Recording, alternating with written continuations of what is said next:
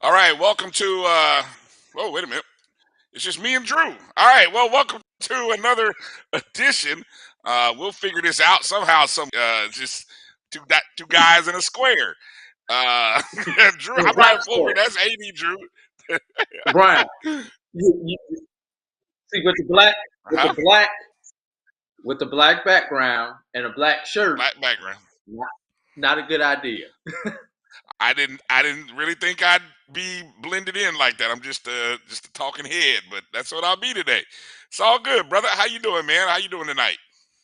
Doing good on the road for the next couple of days. So not in my home studio. So not producing. We got our super producer Belle handling this, and she's having some technical difficulties trying to work through some stuff for us. So thanks a lot, Belle, for doing what you're doing, and just ask the lab listeners.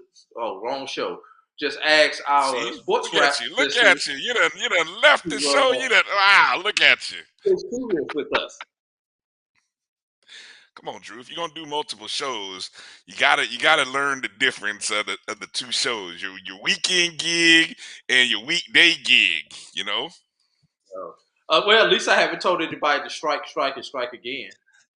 There you go. Right. We don't do that because shoot, that only applies in bowling. That seems to be where we had the most success right now. Bowling and baseball. Shit, not volleyball. Basketball. Definitely not basketball. Yeah, well, that sport, that season is long gone. We're into winter and spring right now. So.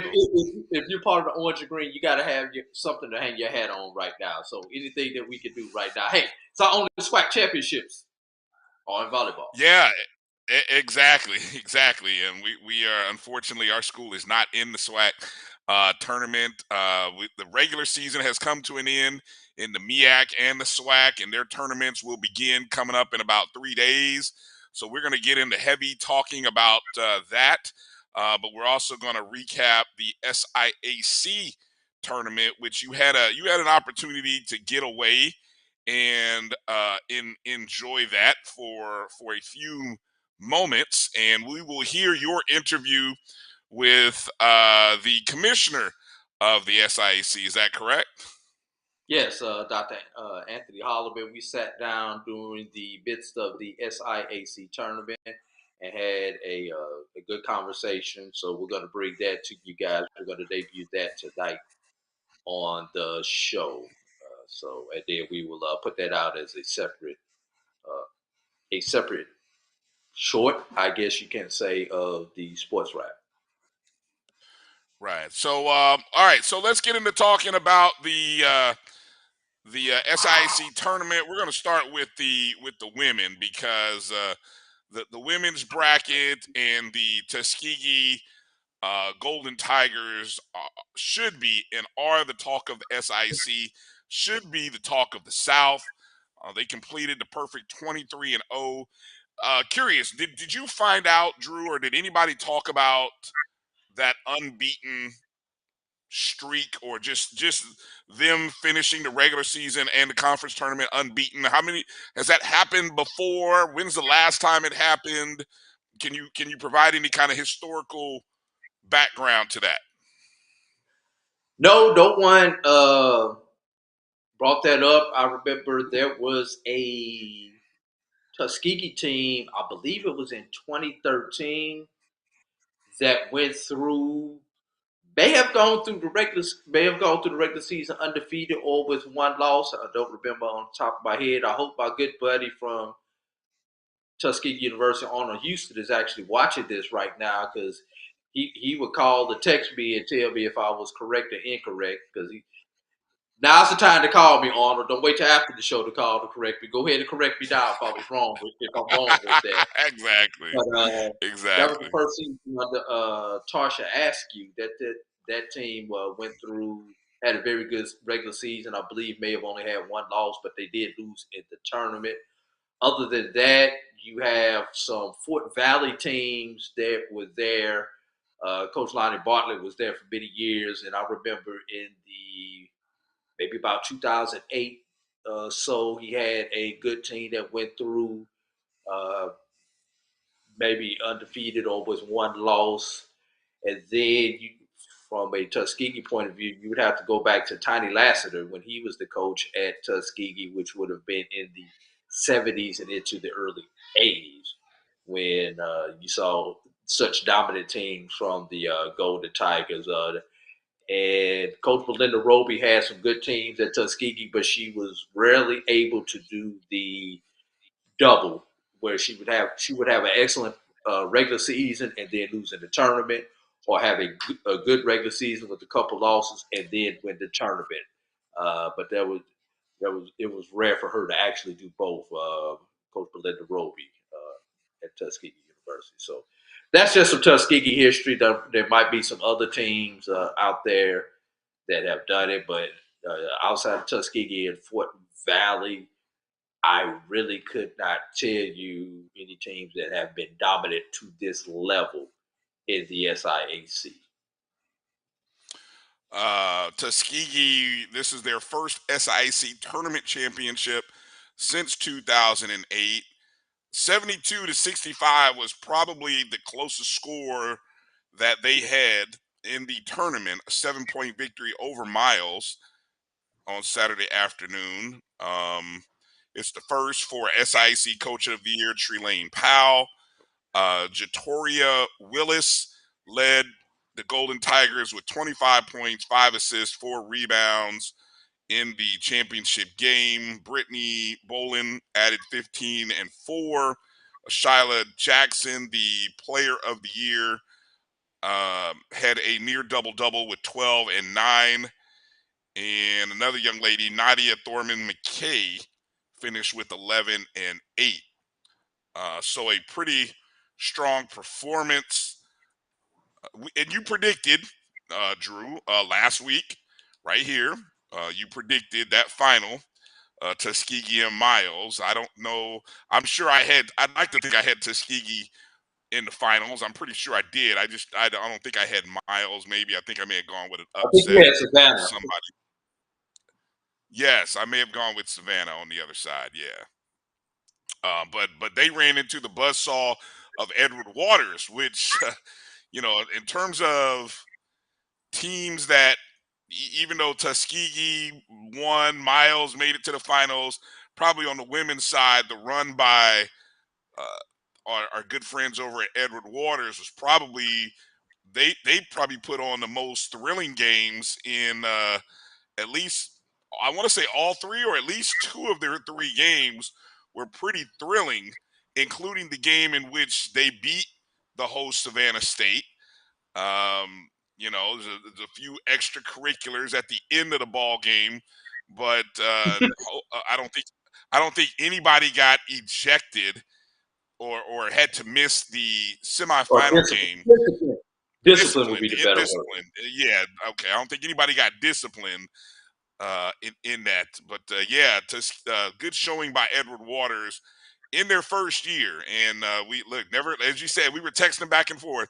Never count out Charmaine, Coach Charmaine Wilson, In the tournament. in the Never tournament, in the tournament. in the tournament, in the tournament, and that was that was probably my entertaining team or game to watch or to I'm, follow.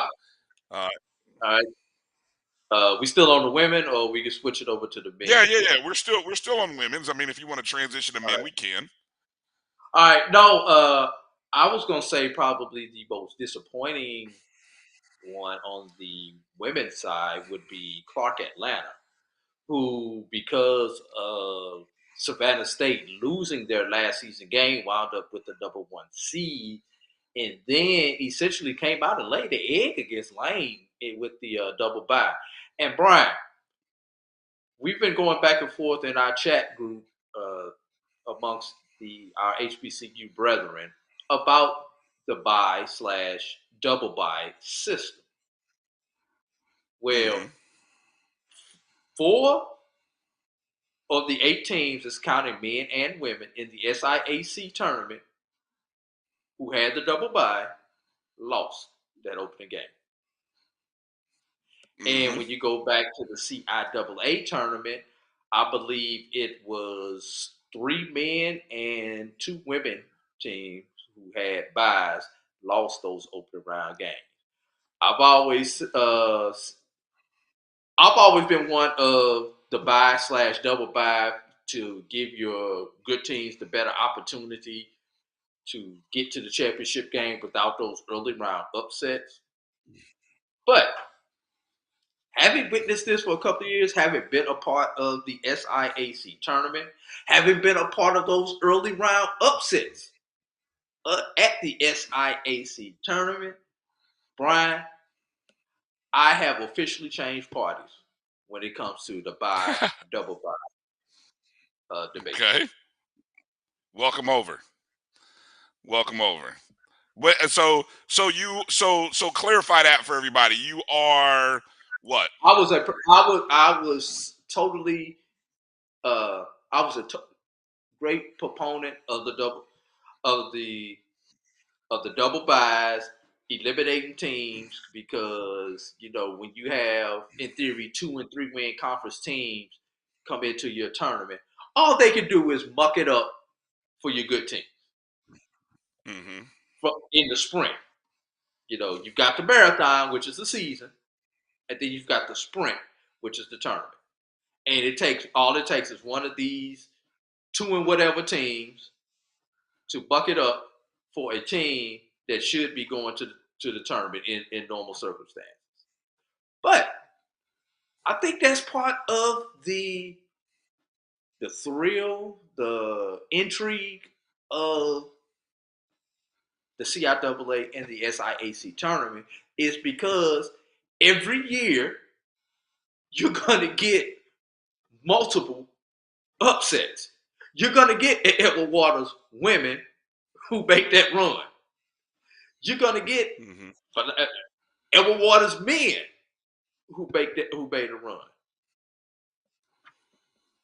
Not too often, you're gonna get a Benedict who had to win 5 games and won the first 4. Although there's an asterisk with that with Benedict, but the fact that they won those first 4 games to get to the finals, you know, maybe Benedict was out legs, and I'm talking about on the men's side, but that was just you're going to get things like that in SIAC and CIAA. Elizabeth City came out of nowhere. Right. Winston-Salem won 4 games. So that's what makes these tournaments good. That's what makes them intriguing.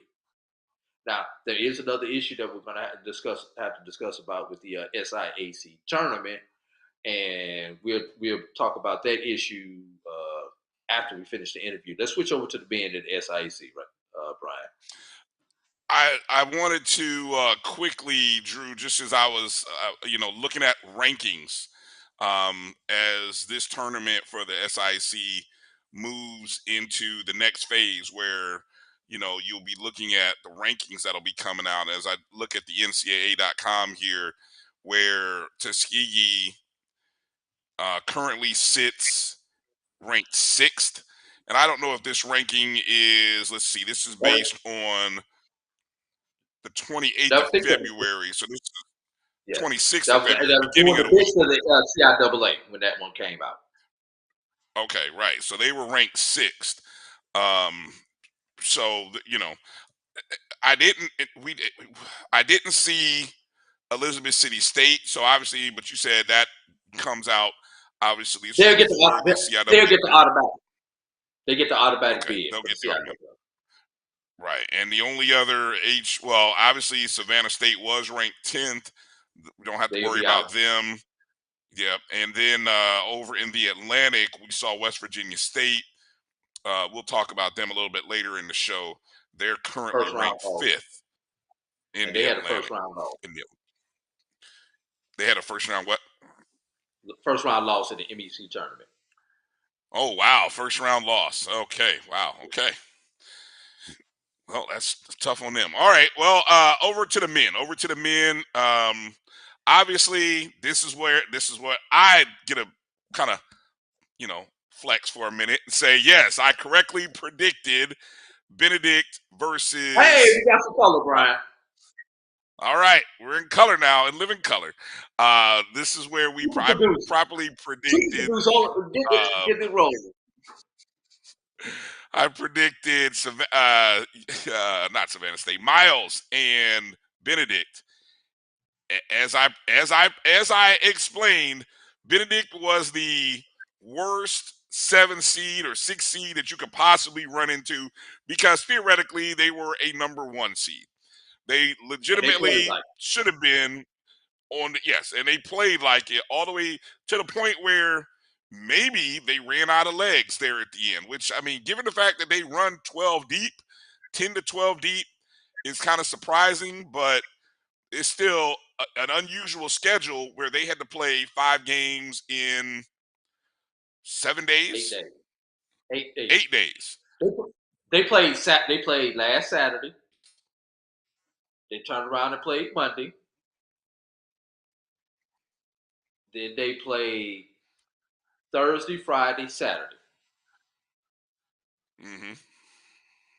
No, Friday. Yeah. Thursday, Friday, Saturday. Yes. Right. But Miles finds a way to be the team. End up with a 60-40 win. It is the third SIAC in four. I can't say 4 years because there was a COVID break. 4 tournaments. There are 4 tournaments for head coach Fred Watson, who took over the program in 2018, and all they do is just continue to set the standard in the SIC. The standard is the standard in this dynasty. Tournament player Rodney Battle. Um, I'm looking for scored a game high 15 points. 8 of those were in the first half. Um, I was a little surprised. I'll be honest. I was surprised that the halftime 33-19. I'm surprised that Benedict wasn't able to get more offense. This is a game that normally I would think is out in the 70s for both teams. No, you shaking your head. What were the 2 previous matches? They only had one previous matchup. I believe it was a low scoring matchup. Brian Miles leads the country in defense at 59 points a game. Okay. But Miles only scores in the mid 60s themselves. So Miles is going to play you tough, play you close, and close out on you at the end. I don't. The SIAC does not have a basketball Hall of Fame, Brian. But if they did, Fred Watson should be a first ballot Hall of Famer for SIAC basketball, having won, I believe, 5 championships at Benedict in his 15 or 16 years at Benedict, and then won 3 in 5 years at Miles. So definitely Fred Watson should be a Hall of Famer for the SIAC. Also, one of the feel good stories that you probably won't hear a whole lot about, Bryan, is good friend of the program, Coach Fred Summers, who was at Edward Waters for many years at Edward Waters, and he was let go back in, I believe, September, and wound up coming to Miles as an assistant coach. Came halfway through the season in December, and winds up contributing to the championship that Miles won. So shout out to Coach Fred Summers over there at now Miles, and great accomplishment going from uh, going over there to Edward Waters, excuse me, from Edward Waters over to Miles to assist them with their championship. How old is just, and I don't know if you know this offhand, you mentioned the 15 years of Coach Watson. How old would you guesstimate Coach Watson to be? Mid-40s. Is, and I'm only because this is the time of the year where you start spending jobs for college coaches. You're shaking your head because you know the question. I don't think Coach Watson is going anywhere right now. I mean, he's coaching athletic director. Why would you leave outside of a Division I job? Why would you leave a situation where you control everything? You're the coach and the athletic director. And that Division I job would have to be at a high major or a power school. Given that, I would not go to a mid major. Given what you have and the situation that he has right now. You wouldn't go to a SWAC school? No. Interesting. I would not giving his resume, not giving what he's done. No disrespect to the SWAC schools, but the level in which he's coached and has been an administrator, that's when you would. I could see you maybe like a NEC type school or a CAA type school, what something along those levels. When you look at the conference rating, Bryan, he should be going to a school in a conference with a conference rating 20 and above. We'll just put it like that.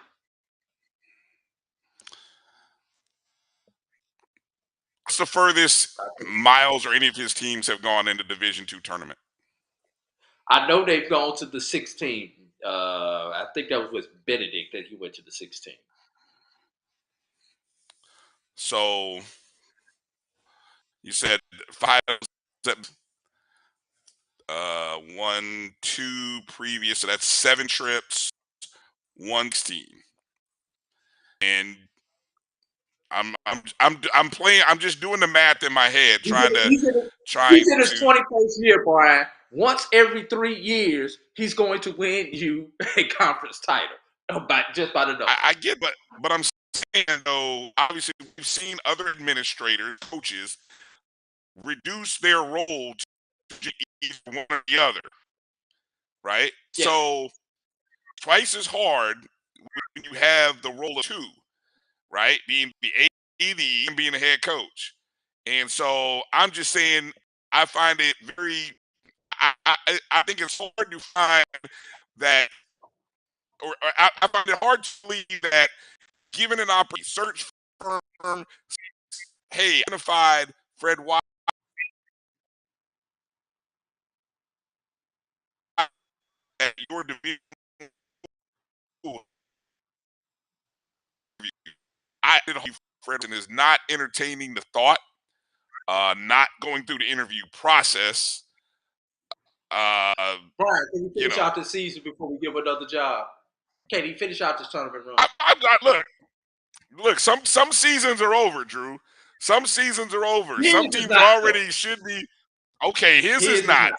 Yes, I got His you. is I got you. But his. I got you. I Hey, got you. His is not. His is not. hey, hey, I Bryan. don't want to. I don't want to rush. I'm not trying to rush the man out of it. Let me give a quick shout to some people already jumping in on the chats. Edward jumped in, disappointed that he didn't see you at the SIAC tournament, Drew. Only day I was up And there was Wednesday. Edward. Personal schedule did not allow me to be there more than Wednesday. So if you weren't there Wednesday, you did get a chance to bump into me. um, 305 Camera T, appreciate you jumping in, joining us. David Garner, Awesome Miles, the men's basketball champs. CB. I don't have no one here has ties to LA CB, but I mean, I guess it's a great day to be in LA. If you got great weather and teams in LA are winning, then God bless everybody in LA. I'll just put it like that. So, all right, let's take a break. I think that's where you were trying to lead me, Drew, right? Yeah. And then coming out of the break. Okay, so coming out of the break, we're going to have Drew's interview with Commissioner Holloman. Then he and I will react. And then coming up at the beginning of hour 2, our good friend Charles Edmonds is going to join us. Charles Edmond of the Alcorn State Sports Radio Network. We're going to talk SWAC tournament. And then coming up at the bottom of hour 2, we're going to break out another top 5. It's week number 9 for the top 5 poll. A few teams moving up and down. We might even have a new number 1 in which poll from what I saw. But we'll have all that and more coming up. No, it will not. All that and more coming up inside. You're watching SportsWrap with Bryan and Drew. We'll be back in a moment. Troy, you work here? I'm never not working. Like Head & Shoulders Scalp Shield technology, up to 100% dandruff protection, even between washes. Never not working. Never not working. Never ever not working. Head & Shoulders Scalp Shield, never not working. For 200 years, Montgomery, Alabama has been making history by people who had the courage to stand up for change. Today, this riverfront city has been reborn, embracing the past and looking forward to the future.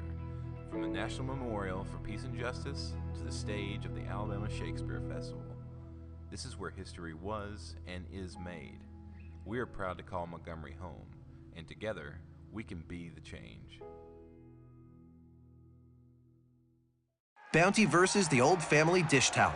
Drying with a fresh sheet of Bounty leaves your hands cleaner than a used dish towel that can carry and redistribute food residue. So ditch the dish towel for better hand hygiene. Bounty, the quicker picker-upper. Q Time is a classic Atlanta soul food restaurant located in the historic West End. Q Time Soul Food is a family business started by Fred and Christine Crenshaw. Come on in, relax, and sink your chops into our tantalizing, mouth-watering, distinctive soul food with a twist, the Q Time way.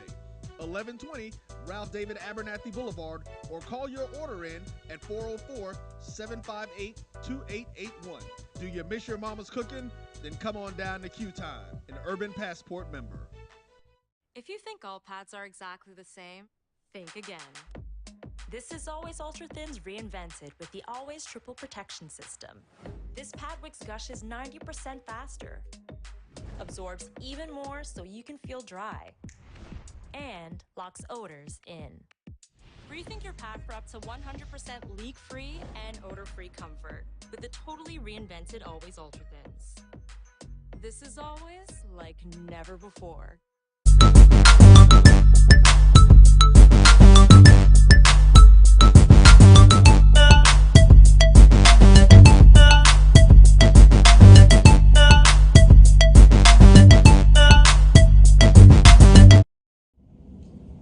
A.D. Drew here, Black College Sports Network, SIAC Commissioner Anthony Holloman. How's it going, my brother? AD, is good to see you. All is well, and welcome to Savannah to the SIAC basketball tournament. Yeah, SIAC basketball tournament. Been on the job 6 months there, Dr. Holloman. So, how's it been? Has it been a whirlwind? Has it calmed down? How's it been? So, you know, AD, it's been a whirlwind. It's been exciting. It has been a pleasure to be able to do the work of the commissioner of the SIAC. I've been fortunate that Commissioner Greg Moore left the SIAC in a good, stable position so that I could take the ball and run. And so that's what we've done. We had a successful football season, successful SIAC championship game at Benedict, and Benedict finished the regular season a perfect 11-0 and was the #1 seed in the region. So we're excited from where we're at. Now we're in the basketball and our winter sports. So we're excited about being in Savannah. This is the first time, I guess, in 3 or 4 years that we have not been in Rock Hill. And bringing the tournament to Savannah is a one-off because we're looking to negotiate a multi-year deal moving forward. But bringing it to one of the campuses, I think, will reinvigorate our alums from our member institutions, because that's what it is about, to have a great student experience for our athletes and our alums in our institutions.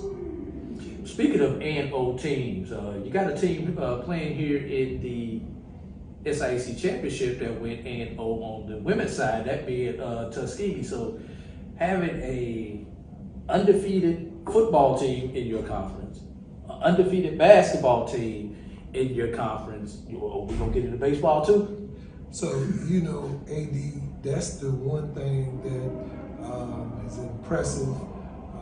When you have a coach that can run the gauntlet in a competitive league like we have, whether it be football, basketball, baseball, you know, it's impressive. And, you know, Tuskegee looked a part of a #1 seed earlier today. They were very impressive. They had the player of the year, the defensive player of the year. So they have a strong team. And, you know, the beauty of tournament play is one and done. And so I'm sure that they're going to have to play their best basketball to win the tournament, and I know they'll have stiff competition as the tournament goes on. Speaking of one and done, you know, I've been around this SIAC basketball tournament for almost 20 years. And although the tournament has always seemed like it's stretched out forever, being a week-long tournament, one of the pleasantries of the SIAC tournament is there's always an early upset. A #1 or #2 seed goes down in their first game after somebody had to play in to get to play them. So just talk about just the topsy-turviness of the tournament. So I will tell you that the rigors of the regular season prepares the teams for tournament play. Even if you're not winning at the clip you want to, you're tournament tested when it comes time to playing these games. And, you know, one off shooting night, you know, your best player gets in foul trouble, then it becomes a game of mental toughness. And so last night, Benedict, you know, who has a strong women's program, was upset by Fort Valley. Had Clark Atlanta upset by Atlanta earlier this afternoon. And, you know, you have the one thing that I did notice, the coach at Fort Valley used to be a coach in the MEAC and had strong teams at South Carolina State. The coach at Lane used to be at Jackson State, where she had strong teams. And so you have experienced coaches making adjustments and putting their teams in a position to win. And so that is the beauty of tournament basketball. You know, I'm excited to see what the coming days bring. You know, now you have the #1 and #2 seeds taking the floor. And so, you know, it should be interesting because you always want to see the best teams playing the best at the right time. Right. We talked about your first 6 months here on the job. What the next 6 months bring as you come up on your 1-year anniversary in the fall? AD, my main focus now is to generate revenue to support the conference office as well as our member institutions. And so we're actively engaging partners, trying to ensure that we have the ability to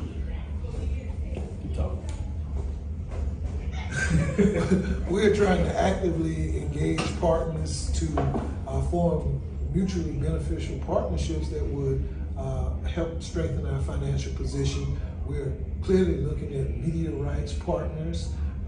Presently we have a deal with ESPN, but we're looking to bring more of our telecast to our fans. And so we know that you need multiple partners. And so we're going to be strategic in making those decisions on how we will move going forward. Of course, we will be looking to see whether expansion is on the horizon for the conference. We have an odd number of teams with 15. We have 13 football playing schools. So, clearly we'll be looking at the landscape and see who's applying for membership in Division II and whether it's a good fit for the SIAC. In addition, we're doing scheduling. We're working on a football composite that will take us out 4 years. And we're trying to secure locations for our SIAC championship football game, which will be a neutral site moving forward, as well as our basketball tournament. I'm looking for a multi-year deal with basketball. And so, Savannah State was gracious to host us this year, but we will clearly consider Savannah, but we'll look at multiple options to see what's best for the conference moving forward. All right. So you said the word expansion. Everybody in HBCU land knows Talladega is expected to try to make the move to Division II.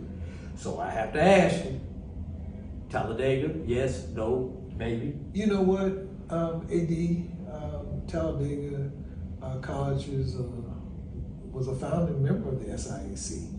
And so clearly, should they be successful in their move to D2, I'm sure they will be an institution that the SIAC will have some interest in. But you have to go through the process of getting admitted to NCAA Division II. And so at this particular time, we don't have any plans to add a member, but we'll see, what happens in the future. All right. A recent article came out from SI.com ranking the most powerful African Americans in sports. And there was a group of individuals about halfway down on that page, the what do you guys call yourself? The Power Four. I wanted to make sure I coined you guys' term right. But mentioned the 4 commissioners of the 4 African American conferences that play in NCAA, 2 on the Division I level, 2 on the Division II level.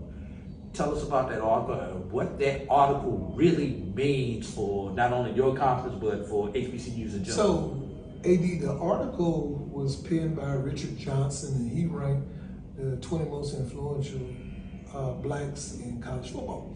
And so Deion Sanders was number 1, Mike Locksley was number 2, and the list included Gene Smith from Ohio State, Martin Jarman from UCLA, James Franklin, and Jackie McWilliams Parker, Charles McClellan, myself, and Sonia Stills.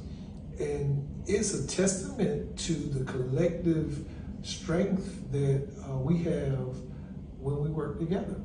And so we are adamant that we're going to work together to form alliances that let us leverage the strength of our member institutions. And so, I think that article was the first glimpse into the real power that we have as a collective. Now, we were ranked 10 through 13.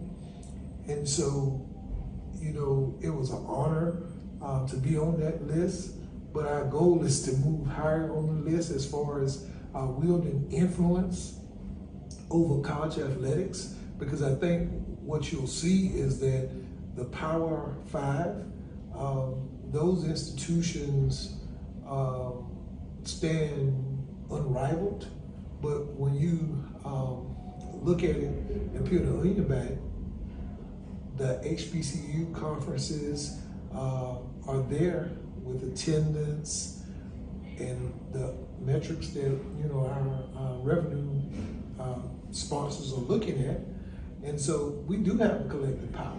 We have the brand recognition of institutions like Tuskegee and Morehouse out of my conference, Howard out of the MEAC, Jackson State out of the SWAC, and the CIAA has, Winston-Salem, Virginia Union, and other institutions. Don't forget your alma mater. And my alma mater, Johnson C. But, I think this is one of the things that, when we started to be strategic in how we moved and operated, then people take notice. And so I think this article is validation. Right. Over the last couple of years, we've seen things such as the SIAC conference add men's volleyball. We've seen institutions like Fisk add gymnastics. We've seen Howard just won a swimming championship at CAA. So outside of the traditional sports and then the traditional Olympic sports, is there any plans to add other opportunities for student athletes as a conference? So I will tell you, AD, that the SIAC was on the forefront. When I was chair of the AD's Council, I worked with Commissioner Greg Moore to partner with USA Volleyball and the First Point Volleyball Foundation to add men's volleyball. So we're the first HBCU conference to have teams playing. We have 6 teams that are playing: Benedict College, Central State University, Edward Waters University, Fort Valley State University, Kentucky State University, and Morehouse College that are playing men's volleyball. And so I think what you are seeing is that we know that students are looking for opportunities to follow their passions. And so they're not all going to be bat and ball sports. And so when you look at men's volleyball, you look at wrestling at Morgan State, swimming. Right. So, those are sports that there are a little startup costs, and you're getting outside funders to provide resources to make it attractive. And so we're excited. Men's volleyball, Division I and Division II play together, and the maximum amount of scholarships is 4.5. So you could really create a nationally competitive program in a short amount of time. You just need to identify a setter, middle blocker, outside hitters, and so there are a lot of athletes. You got a squad. Right. Yeah. All right. We've talked for a little while here. Anything that I did not ask you that you want to bring out, Dr. Holloman? AD, I want to sing the praises of the President's Council that I'm fortunate enough to serve. They have been great to work with and have the best interests of the SIAC in mind, and are willing to think outside of the box to give us the opportunity to do some creative things that will generate revenue that will support our institution and our student athlete experience. The SIAC is healthy, and the SIAC is looking forward to a bright future. Well, I want to thank you, my brother, for giving me the time. We got a good basketball game going on, but this is the only time we can get in the media room without anybody bothering us. So Absolutely. we had to do it in the middle of a basketball game. Absolutely. Thank you, AD. Thanks a lot, Dr. Holloman. Yep.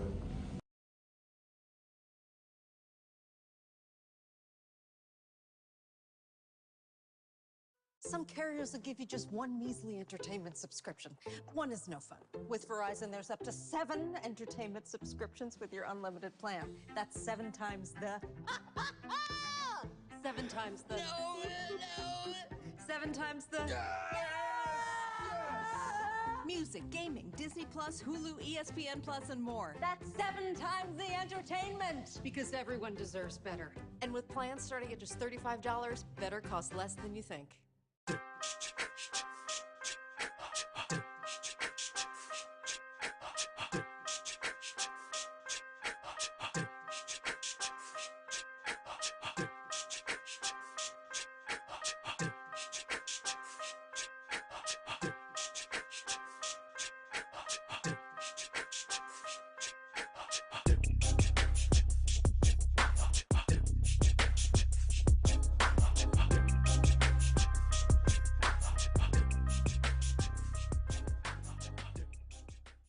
We are making the virtual HBCU experience available wherever you live through Stillman Online.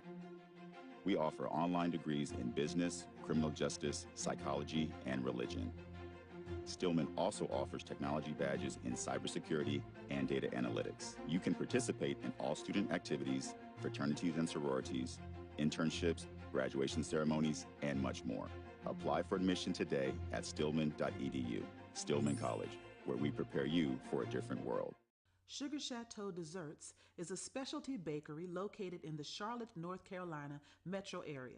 We will create delicious and one-of-a-kind treats for any occasion.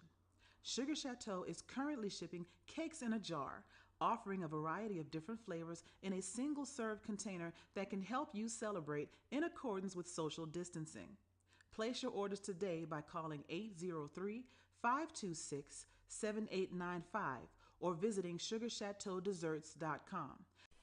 At Hampton Law, our primary goal is to provide non-traditional yet effective solutions and redefine the approach to client legal concerns. As your trusted legal advisor, we believe in sophisticated, personalized services that eliminate the confusion and complexity sometimes associated with legal matters. Our high standard for client care and concern, coupled with our extensive legal knowledge and skills, make Hampton Law a resource focused on the protection of the client's interest and overall goals. We value our clients and truly enjoy working with them. Visit thamptonlaw.com to conveniently schedule an appointment online. Tamika Hampton Esquire, 1631 Rock Springs Road, Suite 336, Apopka, Florida, 407-494-1471. thamptonlaw.com. Don't worry, Ma, we'll be there soon. We? Is this the one? Well, let's say I found the one who takes me to another level. Always stays calm under pressure. Most importantly, the one that helps me discover the coolest places. This sounds wonderful. Come outside, I'll introduce you. They're here. Definitely the one. Introducing the all-new Nissan Frontier.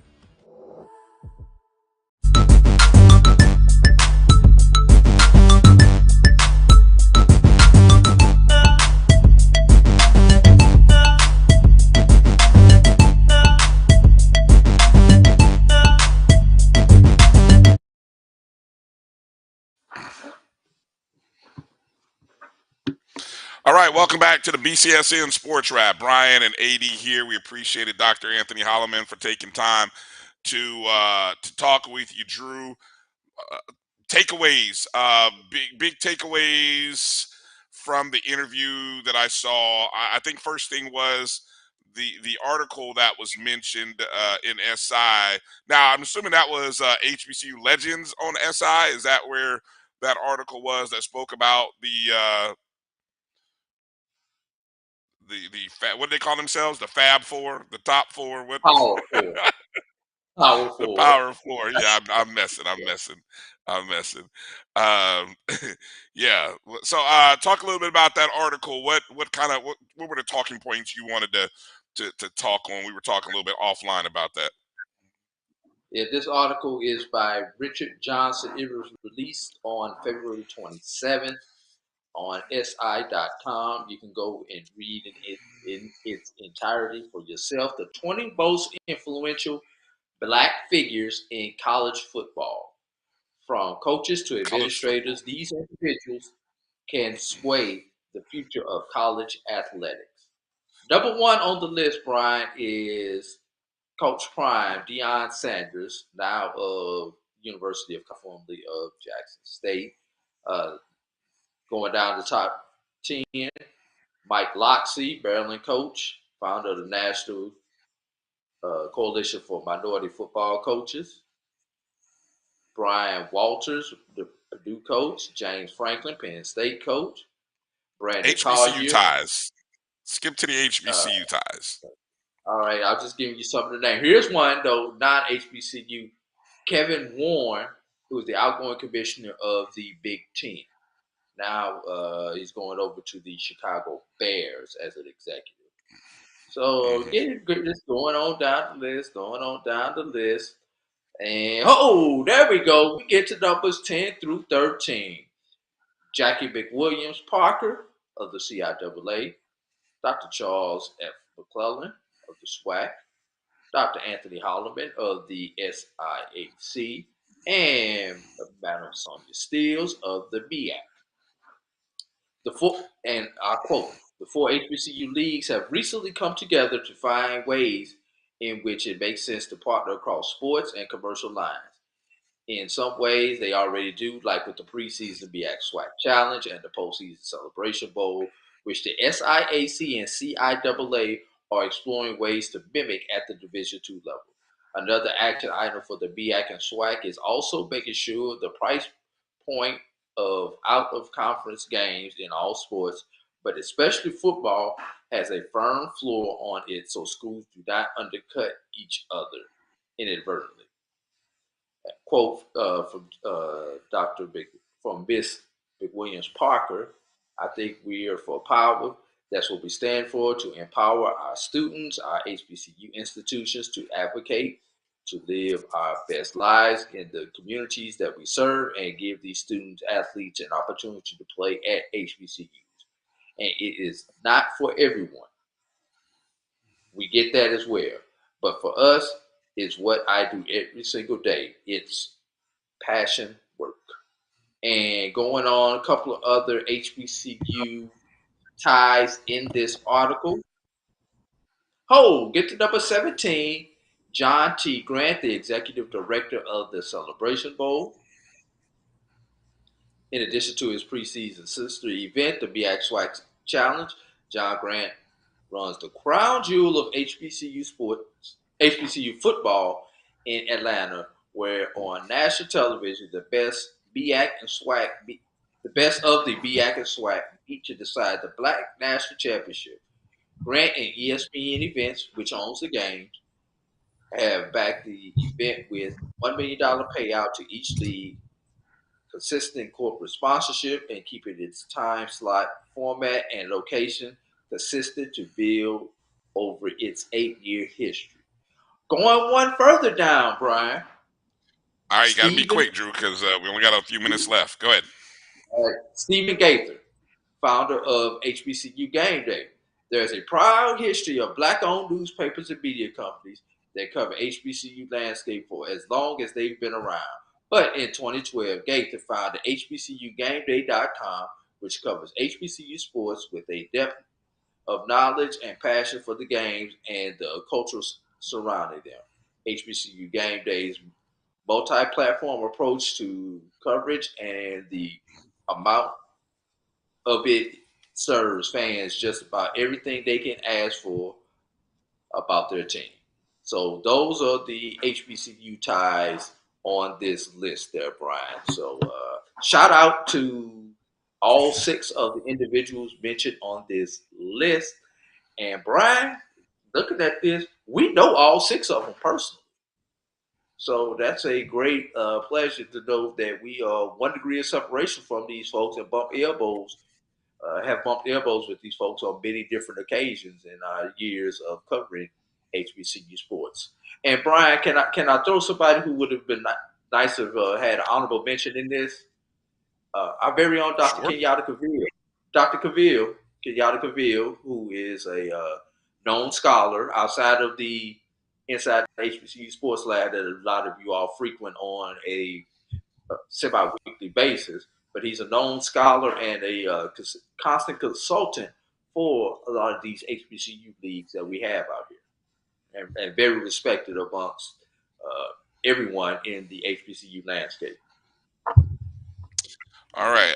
Well, maybe on another time we'll get a chance to kind of talk a little bit more about what that Power 4 group, especially from the CIAA and SIAC, are able to do or may be able to do from a football perspective. We will definitely explore those options. Let's take a break. And coming out of the break, we will have a conversation with Charles Edmond. And it's time to get into talking about the SWAC tournament as it starts Bartow Arena in Birmingham, Alabama on Wednesday. So I know Charles is probably on his way there if he's not there already. So we'll talk to him on the other side. You're watching the BCSN Sports Wrap. Hang in there. We'll be back in 2. I'm attorney Clinton Paris, and Tampa's my community. I grew up here, went to school here, and my wife and I make our home here. What makes Tampa special are its people.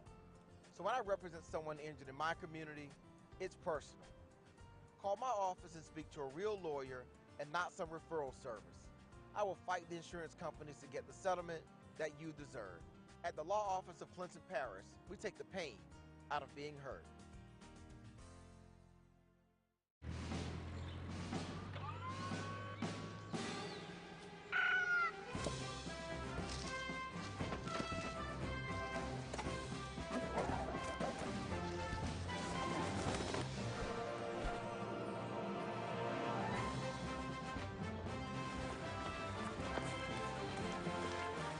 For five-star backyards, Yellowwood brand pressure-treated pine.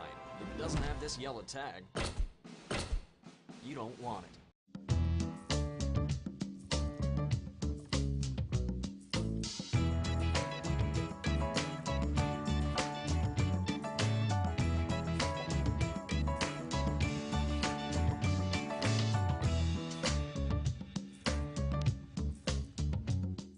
Troy, you work here? I'm never not working. Like Head & Shoulders Scalp Shield technology, up to 100% dandruff protection, even between washes. Never not working.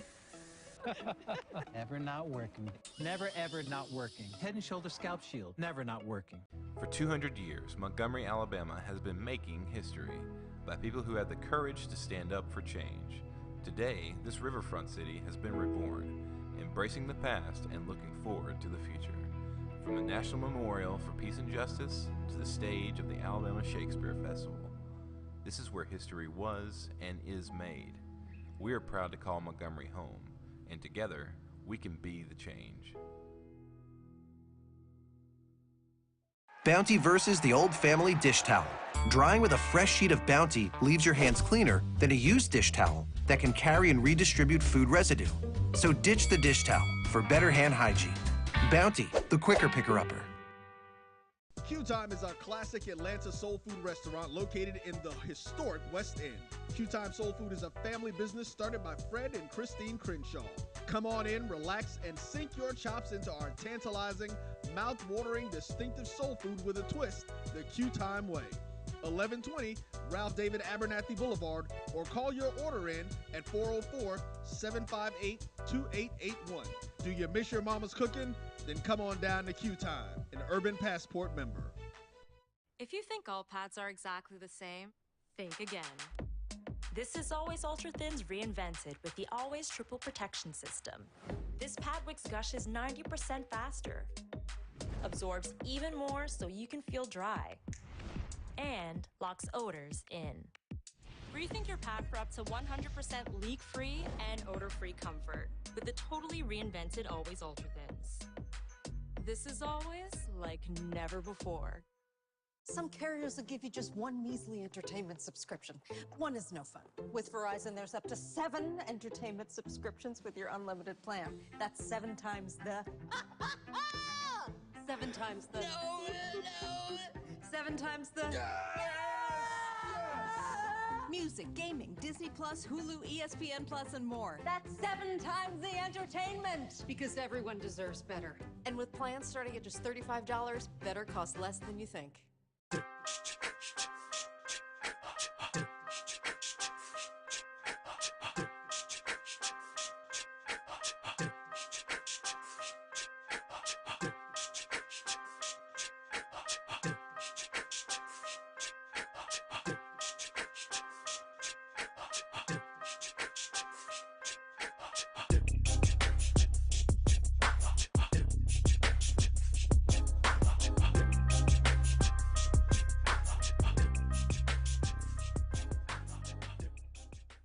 We are making the virtual HBCU experience available wherever you live through Stillman Online. We offer online degrees in business, criminal justice, psychology, and religion. Stillman also offers technology badges in cybersecurity and data analytics. You can participate in all student activities, fraternities and sororities, internships, graduation ceremonies, and much more. Apply for admission today at stillman.edu. Stillman College, where we prepare you for a different world. Sugar Chateau Desserts is a specialty bakery located in the Charlotte, North Carolina metro area. We will create delicious and one-of-a-kind treats for any occasion. Sugar Chateau is currently shipping cakes in a jar, offering a variety of different flavors in a single-serve container that can help you celebrate in accordance with social distancing. Place your orders today by calling 803-526-7895 or visiting sugarchateaudesserts.com.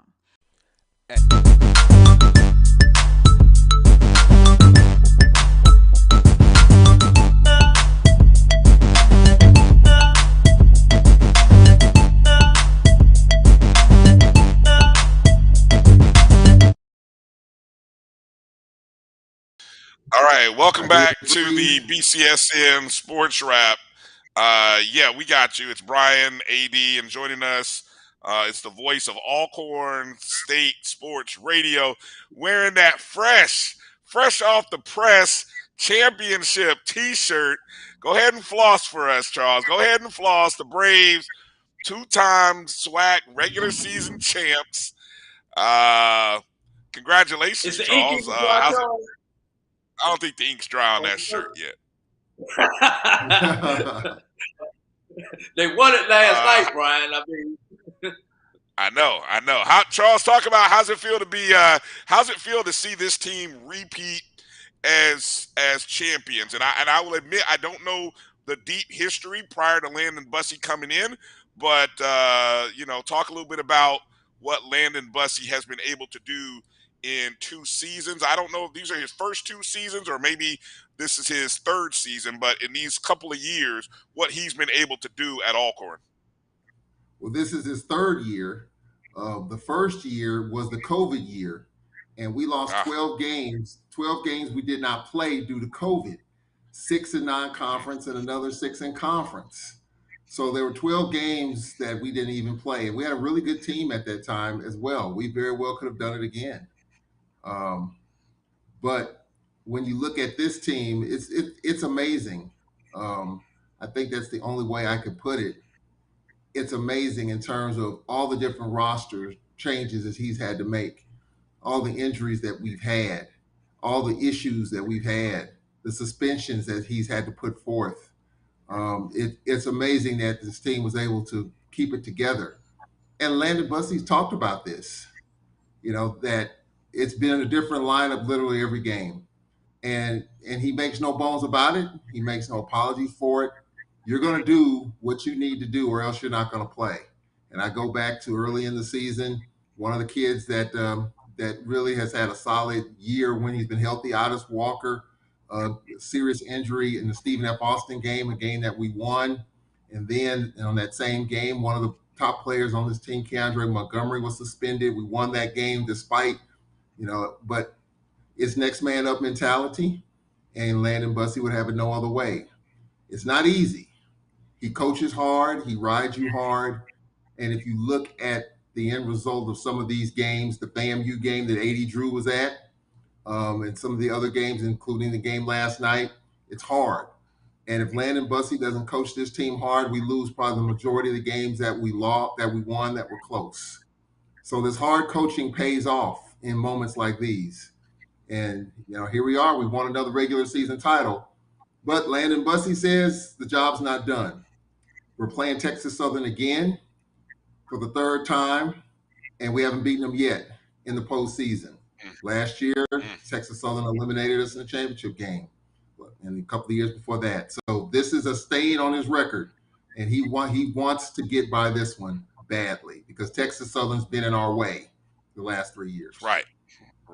Is this team, would you say this team it doesn't sound like it is a more mature team, or look at the difference from last year to this year. Did it take that level of hard coaching you're talking about because of their maturity and maybe they've gotten mature as the season went along, or was it just youth, new players? What's the big difference or that you can identify from last year to this year? Well, we do have some experience coming back, the Byron Joshuas and the Otis Walkers of the world, the Kedrian Thorne. We do have players coming back from last year's championship team But Landon Bussey will admit this team is not as talented as last year's team. So he's had to work that much harder to get these guys to buy in. It has not been an easy situation. And Landon Bussey admits winning is hard. And when he says hard, you feel it. He says hard in a way in which you feel that. And I'm at practice most days, and he's grinding on these kids every day, every single day. There is no days off when it comes to not bringing the funk in practice. What you see or what you saw yesterday, what you saw in shoot around Friday, is the same Landon Bussey that we saw in game 1 against Ole Miss. If you go all the way back to November, Wichita State, it's the same guy then, it's the same guy now in terms of intensity. And so it's moments like these, like last night and some of the other close wins, in which the grind pays off. But now you got to do it again in the postseason. You got to do it again in the SWAC tournament, and it's not going to be easy. You got Texas Southern, a team that we've struggled with in the postseason. We beat them twice, just got by. Texas Southern drops to an 8 seed after losing the Prairie yesterday. And they're a team that's healthy. They're really, really good. They have a veteran coach that's been there, done that, bought the T-shirt, and Johnny Jones. And so the road to a SWAC championship is not going to be easy, because you got to go through the 4 or 5 seed. That could very well be Southern or Alabama A&M. Both teams kind of gave us fits. Of course, Southern beat us. And then, of course, Grambling, the hottest team in the conference. So it's not going to be an easy road to win this SWAC SWAC tournament championship here in Birmingham. By the way, I am here in Birmingham. I just arrived like an hour and a half ago from Arkansas. So I'm here. I'm ready. I'm ready to hoist the championship. Nice. Hey, Drew, before you jump in here, let me bring up something that you just said. Now, I listen to you and Carlos every Saturday. Of course, if you guys aren't listening to the Carlos Brown Show on Saturdays, noon Eastern, 11 a.m. Central, you're missing out on great conversation. But I heard the conversation, the topic was heavy on the coach and the grind that he puts on his guys and trying to find reasons why Southern has gone into the tailspin. Of course, they lost on Saturday, another loss, but they maintained the 4. And then I hear you just talk about the grind that Landon Bussey is still putting on. So what is it, point in the year? I mean, is it a case-by-case, coach-by-coach situation? I mean, how can Landon Bussey be grinding his guys this late in the season? But I heard you guys, and even Coach Pettaway, talking about backing off a little bit on guys. Kind of walk me through that as best as you can. Well, I do know somewhat about Sean Woods when he was at Mississippi Valley. And he led that team to a 17-1 record. He left there, go to Morehead State. He hasn't changed all that much, even though he probably admit he's mellowed a little bit. I think Landon Bussey studies these kids that he's recruiting, and he understands the kind of kids he wants that can take the tough coaching. Now, Sean Woods might have some kids that might not take that tough coaching. But we don't know all the dynamics that's behind what's going on, what happened with Southern. I think they lost 5 or 6 or something like that. They were in a tailspin big time. And actually, to me, the tailspin started in a win after they just got by Alcorn at home. Then they just got by Jackson State after leading by 25 in that game at home 2 nights later. And then the tailspin really started in earnest in terms of the games that they lost. Sean Woods, I think, is Landon Bussey 2.0. I really believe that, but it's just the type of kids that you have. Maybe we don't know if it's injuries or issues or suspensions or the continuity. I don't know what the case is there, but in terms of Landon Bussey to the left, Sean Woods to the right, I do think that that their players may not be able to take that tough coaching. Whereas with Landon Bussey, some players struggle with it too now. I mean, it's a day-to-day thing. When you talk to him, you talk to him about who's available. He says, hey, if you don't bring it that day, you're not going to play. So it's one of those situations where if you can't take it, you're going to be sitting next to him. Maybe at Southern, it's a little bit more than that. I don't know. Just to be honest, I don't know. But clearly, Sean Woods and Landon Bussey, I think, are one and the same. It's just a matter of the talent. It's just a matter of what type of players he has and the mentality he has. And maybe Sean Woods doesn't push him hard in non-conference either. I mean, again, I say this because I've called a number of non-conference games. The same Landon Bussey that you see now is the same guy back in November and December. Southern Illinois, Carbondale, Wichita State, Seattle. I mean, he brings the funk and fire even then, just like he is now. And maybe it's not the case there with Sean Woods either. I don't know. But nonetheless, Landon Bussey's straightforward. He pulls no punches, and either you're all in or you're all out. And if you're all out, it's fine. Have a seat, and we'll deal with it later. But nothing's going to derail this program from winning a championship. And he has said that day in and day out. He's told me this at least twice a week when we talk. I mean, so he is very straightforward, no nonsense. But he wants this one bad because the tournament championship has eluded us the last 3 years, and hopefully we can get it done here. Go ahead, Drew. All right, y'all. And I hate to do you like this. We amongst our HBCU group, we've been talking about who's going to win the tournament, who's going to lose the tournament, and possible upsets to watch. And I have been the one who said one of the two Texas teams is going to upset someone on the men's side and get a first round victory and knock somebody out. Unfortunately for Alcorn, they're one of those two opponents for those two Texas teams. So Alcorn and Miles remind me a lot of each other. They are what I call heart attack teams. And what I mean by that, they play good defense. They hold their opponents to low scores, but scoring margin is not one of their strengths. It's going to be a 3, 4, 5-point ball game, a 2-possession game or less. So, and then when you get into tournament play, those possessions are more valuable, and that scoring margin always comes down for everybody during the tournament because these teams know each other so well. So I say all that to get to you. What is it going to take for Alcorn not to be a victim of that first round upset to one of those two Texas teams that I say is going to get a victory in the tournament? Well, I think they're going to have to defend. I think they're going to have to do a little bit better job in defending. I mean, the one thing about this year's team compared to last year's team, I think this year's team offensively is a whole lot better than last year's team. You got scores all over the place. You've got Dominique Bruton coming off the bench that can give you 15 or 16.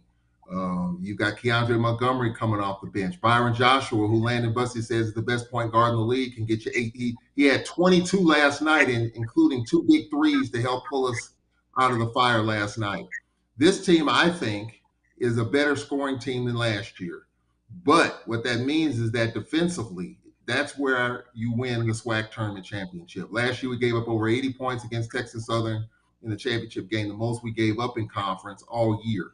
So to expect us to score 70 and 80 points in these 3 games is not realistic to me, and I think Landon Bussey would agree with that. For the Braves to win, we're going to have to continue to lock teams down defensively, keep the game in the 50s or 60s if possible. If we do that, then I think we have enough scoring to be able to get over the hump. And I think that's going to be the key. In the postseason, in March Madness, SWAC tournament, it's about defense. Who can get stops in critical situations? We've done that all year long. We're going to have to do that at even a higher pace and a higher level, especially Wednesday night at 8:30, because Texas Southern's licking their chops waiting on us. And it's hard to beat a team 3 times. And very well, Texas Southern could have beat us twice. But we found a way to lock them down. P.J. Henry at 41 in that second meeting just last week. And so he's going to be the guy to stop it. If he has another 41-point effort, if Jeremiah Kendall didn't get 33 last week, we might have lost that game last week. We might be in a whole different conversation. So we've got to do a better job in slowing Texas Southern down. If we do that, then I think we have a chance. If not, in a shootout situation in the 80s, it's going to be tough. So I think defensively, we got to improve. That's what it's going to take for us to beat Texas Southern, I think. All right. And let's flip over to the women's bracket, Charles. where it seems like everybody finished 12-6 on the SWAC women's side. So yeah, and Brian and I was laughing about this. Last week we were so focused on the MEAC and it being MEAC-ish, we didn't even look to see the SWAC chaos that was coming. On the women's side, with was it 5 teams, Brian, tied at 12-6, if I recall off the top of my head? Yeah, seeds 2, 3, 4, and 5 all finished 12-6. 4, yeah. Yeah. So thank God for the spreadsheet in the office figured out who got what on that. But here's the question, Charles. Do you see anyone giving Jackson State a good run and possibly beating them in this tournament? It's going to be really tough. Last year, the last few years, you had Amisha Williams-Holiday. You just dump it into her, let her go to work. And the assumption was that, okay, she's gone, and now Jackson State's vulnerable. But what I've seen in the 2 meetings is that they're even more dangerous in the post. They have 3 really good post players, a 6'6", 6'5", and a 6'4". You're not going to shoot over them. And so what you got to do is you got to spread them out. You got to get up and down the floor. And there's only a couple of teams I think that can do that. I think Alabama State's one of those teams that can match up with them, I think. You got to have a decent post game. And I think Alabama State has a number of post players that can match up and slow down Jackson a little bit. In Prairie View, they were to slow Jackson State down a little bit in that first meeting. Now, they blew the doors off of it last week when Prairie View came to Jackson. But I think there's only a couple of teams that I think that can slow Jackson State down. It's going to take kind of a perfect storm. I think Jackson has to be off their spot a little bit. And look, complacency can set in. I mean, you've been dominant for years, and you can very easily become complacent. I think Tamika Reed's going to make sure that doesn't happen. I think she wants to prove a point that minus Miss Holiday, you can still get it done. So Jackson's going to have a lot of energy to be able to get it done. But if you're Grambling, and first of all, I'm talking, and I'm a little frustrated because our team, the Lady Braves, didn't make it. All we had to do was win last night, and we would have been in the tournament. We didn't, and Grambling beat Alabama State, which surprised a lot of people. But Grambling's going to have a tough time. Grambling's going to have to slow Jackson down. They're going to have to spread them out. So I think it's going to be tough for Grambling as the 8th seed taking on Jackson. Grambling's my alma mater, so I'm pulling for Grambling, but I'm just being real. It's going to be tough. And I think it's only a couple of teams I think that can match up with Jackson in the post. And if you can, you have a chance. But if you don't, you don't. And so I think, maybe Prairie View, maybe Bama State, I think, in my opinion, are the 2 teams that have a legitimate shot at slowing Jackson down. All right. Last question before I return it over to Brian. We've had 4, actually 5 tournaments over the last. We've had 3 tournaments that have completed, 2 more HBCU tournaments that are going to be going on this week. Obviously, the CIAA is the granddaddy of them all when it comes to tournament atmosphere, everything surrounding the tournament. And right now, you've probably got the GCAC and the SIAC battling each other to stay out of the basement of the tournaments as far as what they go on, especially from the attendance portion. The great atmospheres, but the attendance for both of those 2 tournaments are lacking, which leaves the MEAC and the SWAC as battling out for the 2-3 if we're doing this bracket style. Tell us, outside of the actual games on the court, what makes the SWAC tournament so special, especially when it comes to the atmosphere, fan experience, all those other things, especially for people who have not been to the SWAC tournament, and why, in your opinion, you think you would rank SWAC number 2? Because I'm assuming you're going to rank the SWAC number 2 behind the CIAA, considering your SWAC history. Yeah, I think it's just a tradition, just the exciting games that you have in the postseason. What you did in the regular season no longer matters. I think what you've seen over the last few years is some pretty good rivalries have developed. In addition to the traditional rivalries, like I think Alcorn Texas Southern men's basketball is a great rivalry now. I mean, because we've been in there, they've been in our way, and I think with Landon Bussey trying to get over that hump. But I think that the history and tradition of good SWAC basketball, just the excitement, the band, a little bit of pageantry there. I think that will add to the intrigue. The tournament's kind of bounced around a little bit. I remember when it was in Garland, Texas. It was at Fair Park Arena at one point. I mean, the SWAC tournament's been at Texas Southern. It's been at Southern. And so, just being in these different places and now being here in the home of the SWAC office in Birmingham, to me, just the history and tradition of the SWAC and these great games and great matchups, I think will help draw the day.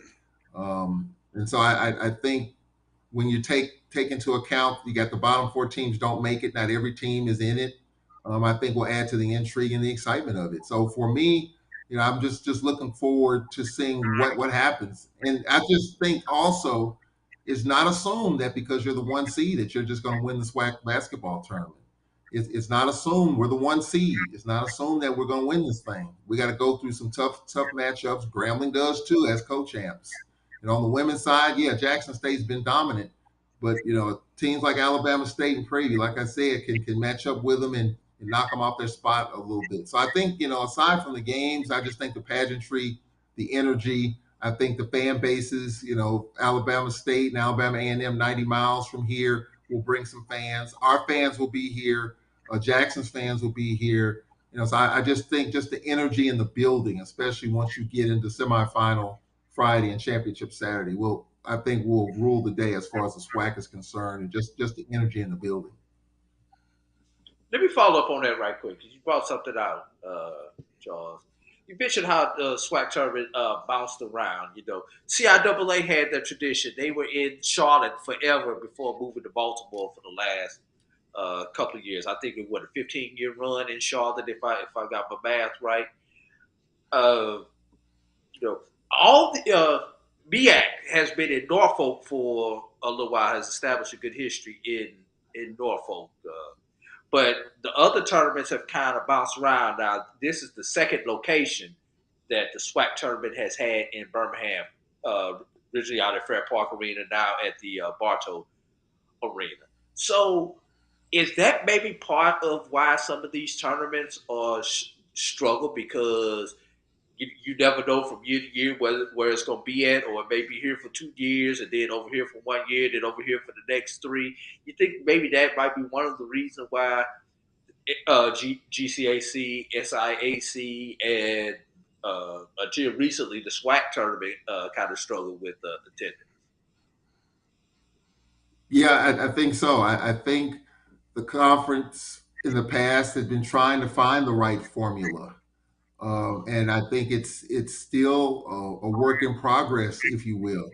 Birmingham's been good, and now we all know the SWAC offices are here in Birmingham, right down the street.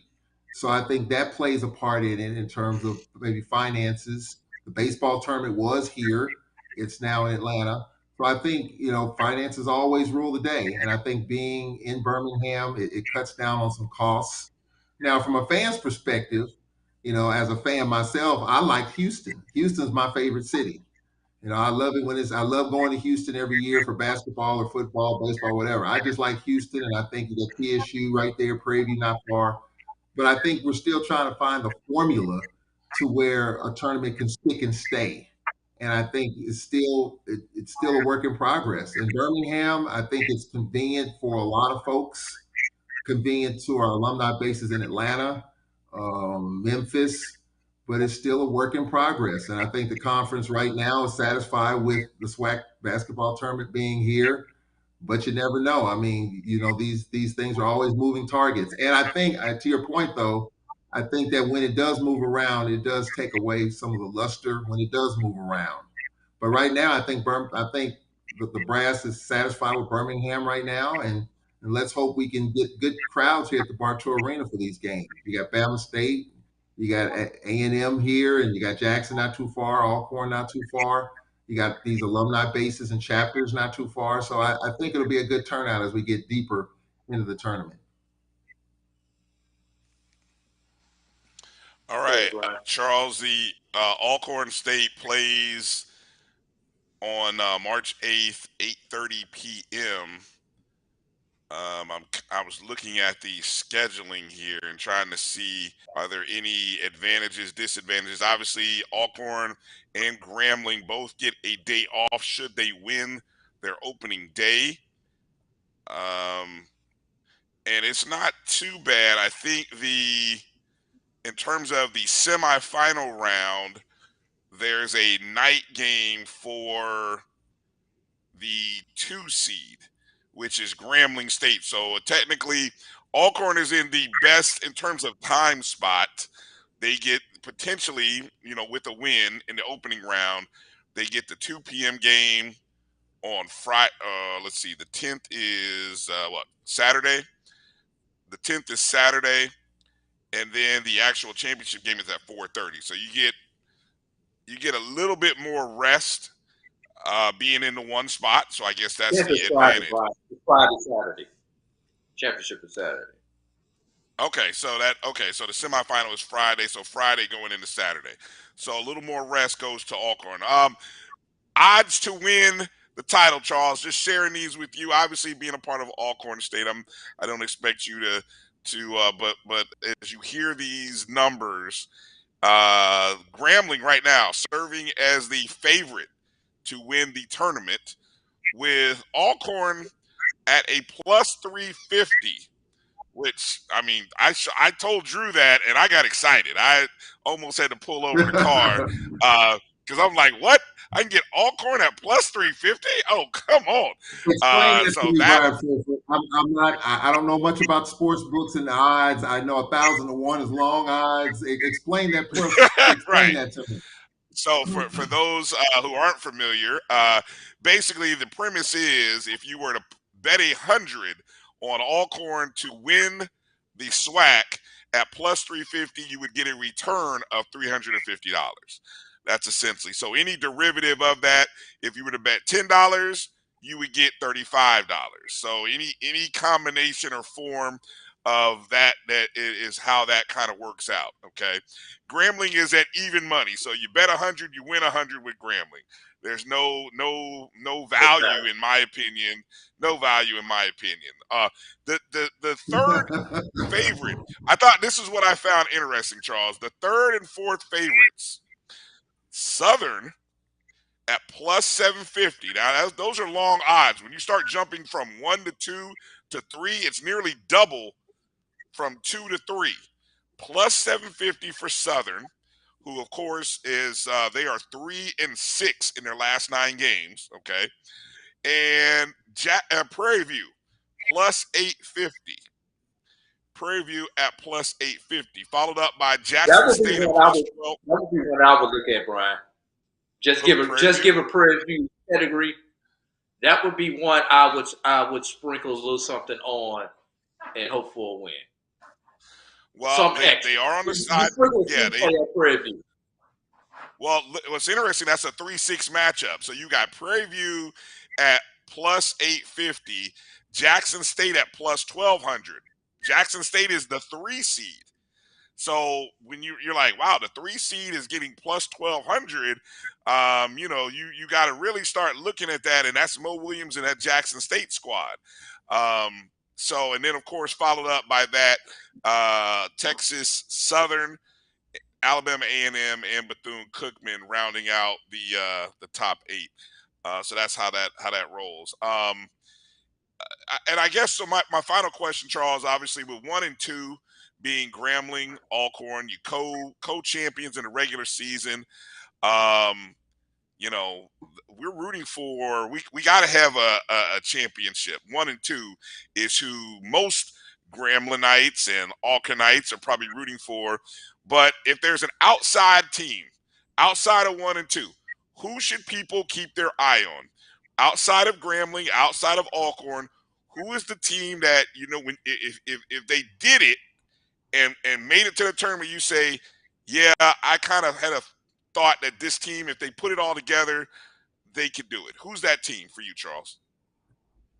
It's an easy one for me. It's Texas Southern. This team started Really? 0-5. 0-5 for the first time in 60 years. They were 0-4. 60 years since they started 0-4 in conference. Their SID Ryan McGinty looked it up. And I'm like, when's the last time Texas Southern started out 0-4 in conference? And he said he had to go way back in the archives for that. So just the mere fact that Texas Southern got in after an 0-5 start to me is worrisome, troublesome. Landon Bussey predicted they would be a top 5 seed. Well, that didn't happen, but they're still a dangerous team. So if there's one team that I would say, it would be Texas Southern. And I will say another team that you're going to have to look out for, Reggie Theus' ball club in Bethune-Cookman. I think that's a ball thought club about that that you too. definitely have to look at, because they're a team that gave us fits just a few weeks ago down in Daytona. And I think there's no pressure on them. They're in, and I think they can give teams fits if they knock down outside shots. Yeah, I just saw them shoot the lights out on Saturday against FAMU. They put up 90, and FAMU is normally a pretty good defensive team, but they shot lights out at home on Saturday. Go ahead, Drew. I was gonna say, if you get a Grambling Alcorn final, Charles could trade in that championship T-shirt for one that says "I can't lose."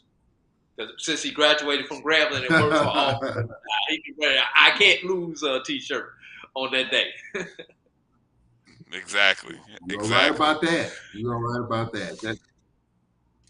All right, Charles. We're gonna let you go, let you get some rest, get settled in. What's the schedule like for Alcorn? I mean, do they have open practices? Are fans allowed to see practices? What's the schedule like here in the days before the first game? Well, the team will be here tomorrow. They'll be here tomorrow afternoon, late afternoon. So we'll have a Landon Bussey show here tomorrow. They'll have, each team I think has 30 minutes to shoot around. I don't know what time that'll be on Tuesday. They'll find a gym to go to somewhere in town. They'll go to a gym to shoot around on Wednesday. Of course, the arena won't be available because there'll be games going on.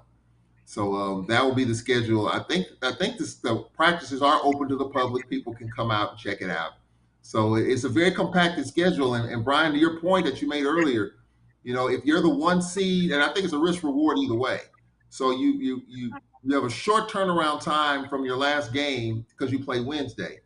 If you win Wednesday, then of course you play Friday. So on this end, it's a short turnaround. The team left right after the game last night, and so they're probably working out on campus now. They'll be leaving tomorrow. So it's a very quick turnaround. Got off the bus, home for a day, and then heading here. But if you win, then you got a day off Thursday, and that's what's enjoyable, because then you can watch all these other teams kind of knock each other off, and you can do some scouting and all that. So that's the risk reward. You're rewarded the 1 seed, but you're playing the late game Wednesday. And so, but you got a short turnaround time to get ready for that. So I think, that's what makes the SWAC tournament intriguing too, because if you got these grind games Wednesday, Thursday, get that out of the way, and then Friday, Saturday, this is not a lot of time for rest and recovery. Right. Okay, so the tournament, just to let everybody know, tournament begins Wednesday, March 8th. That's when the 1 and 2 seeds on the men and women brackets play. The first game will be 11 a.m. on the women's side.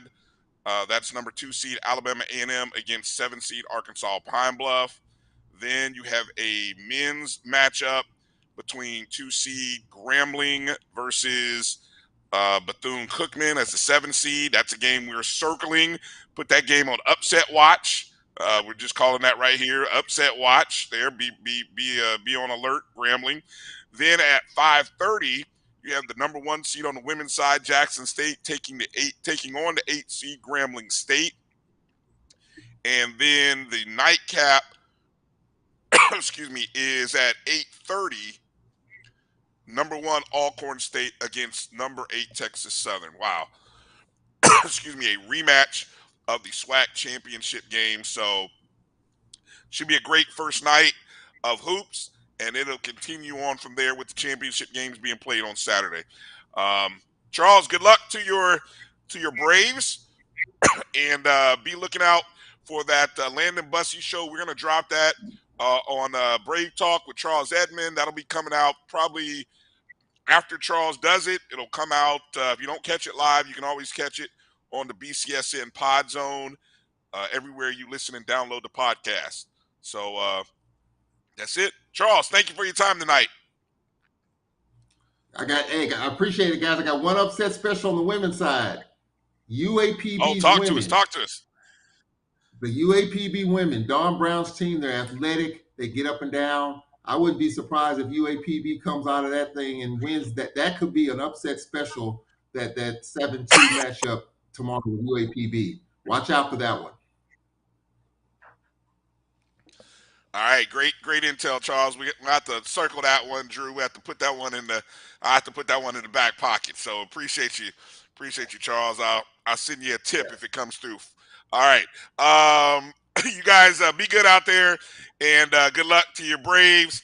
Let's take a break. Come back. We're going to talk a little more MEAC, and then talk about the top 5 polls, rankings rather. Right after these words, you're watching the BCSN SportsWrap. We'll be back in a moment. At Hampton Law, our primary goal is to provide non-traditional yet effective solutions and redefine the approach to client legal concerns. As your trusted legal advisor, we believe in sophisticated, personalized services that eliminate the confusion and complexity sometimes associated with legal matters. Our high standard for client care and concern, coupled with our extensive legal knowledge and skills, make Hampton Law a resource focused on the protection of the client's interest and overall goals. We value our clients and truly enjoy working with them. Visit thamptonlaw.com to conveniently schedule an appointment online. Tamika Hampton Esquire, 1631 Rock Springs Road, Suite 336, Apopka, Florida, 407-494-1471. thamptonlaw.com. Don't worry, Ma, we'll be there soon. Me? Is this the one? Well, let's say I found the one who takes me to another level. Always stays calm under pressure. Most importantly, the one that helps me discover the coolest places. This sounds wonderful. Come outside, I'll introduce you. They're here. Definitely the one. Introducing the all-new Nissan Frontier. I'm returning to Clinton, Paris, and Tampa's my community. I grew up here, went to school here, and my wife and I make our home here. What makes Tampa special are its people. So when I represent someone injured in my community, it's personal. Call my office and speak to a real lawyer and not some referral service. I will fight the insurance companies to get the settlement that you deserve. At the law office of Clinton, Paris, we take the pain out of being heard.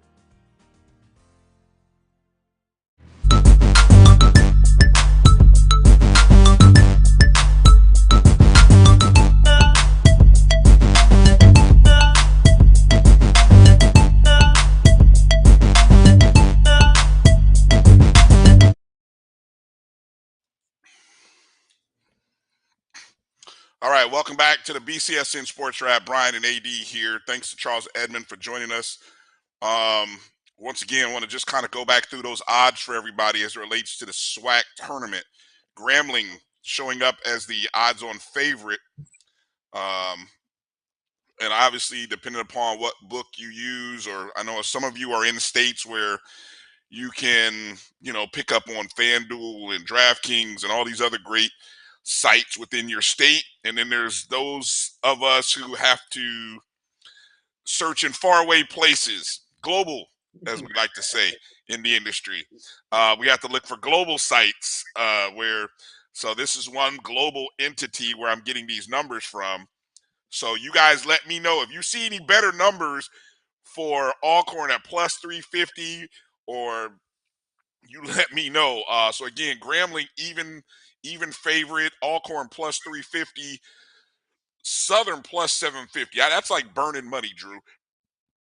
Southern has lost they're 3-6 in the last 9 games. So the second half of the season, Drew, 3-9. I mean, they're the 4 seed. So just fathom that for a second. Okay. Prairie View plus 850. Jackson State plus 1200. Texas Southern plus 1200. Those are two intriguing teams to me, Drew. I got to check with Doc or somebody that can tell me is Texas Southern healthy? Because if Texas Southern is healthy, even though they lost to Prairie View, they just lost to Prairie View on Saturday, so they lost by 4. And so that's an interesting matchup. Alabama A&M plus 1200. I don't think they have a shot. And then Bethune-Cookman plus 5,000.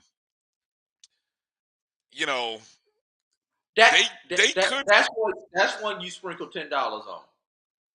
Just because you $10. So here's how that works. $10 wins you 500. If Bethune-Cookman somehow wins the tournament, your $10, which you would have wasted on a burger and some fries and a drink at any particular restaurant or fast food joint, that $10 flips to $500 at those odds. So that just kind of let you guys know value, just to throw something away. So in terms of what I'll be playing, Drew, I'll be looking at Alcorn. I got to do some digging on Jackson State. Huh? I got to take the Prairie View line. Yeah, plus 850. That's interesting.